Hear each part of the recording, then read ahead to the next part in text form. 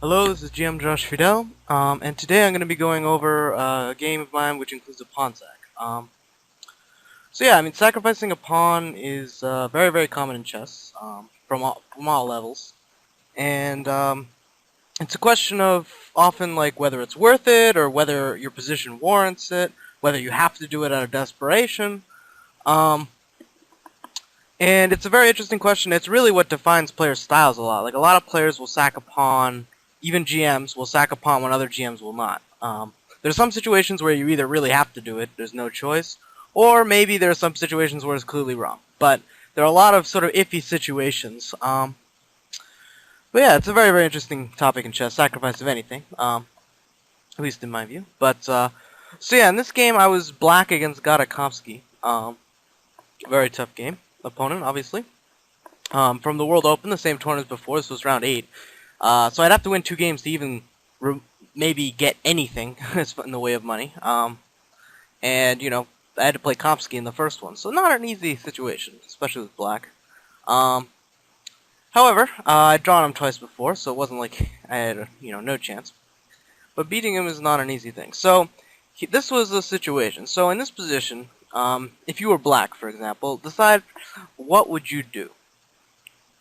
I'll give you 2 options, Queen c7 and b5. And I'm sure you can guess what I played, but I'm curious, what you guys would do. Now, obviously, I can't hear what you do, but you can at least decide for yourself. Take a moment to think about it if you'd like. I'm sure you can guess what I did. So if you'd like to think about it more, again, pause your video anytime.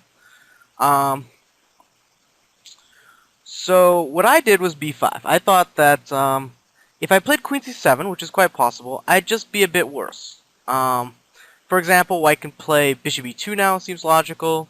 d6, trying to... Because if I allow like a rook into d6, I could be in real trouble. And now he can either do one of 2 things. He can approach the position with rook d2. This is, I think, what he was going to do after the game. From our post-mortem, at least, my impression was.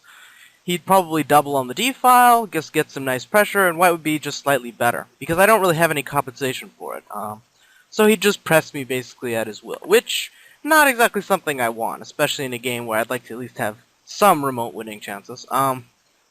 Another possibility for white, by the way, which I thought was more dangerous even, was playing g4 and trying to play for a kingside attack. Now, with a pawn on h7, this wouldn't be a huge deal, but because early in the opening I moved my pawn to h6, now I'm actually very vulnerable to the break g5. So this might even be a stronger idea, but, I mean, to each his own. In any case, I didn't want either of those things happening to me, so I decided to break with b5. This is a very common type of pawn sack, where... We hope you enjoyed this video demo from Chess.com. Subscribe today to finish this video and get unlimited access to our full video library.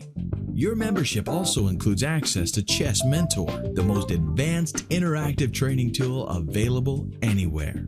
You'll also get full access to the Opening Explorer, Tactics Trainer, and much, much more.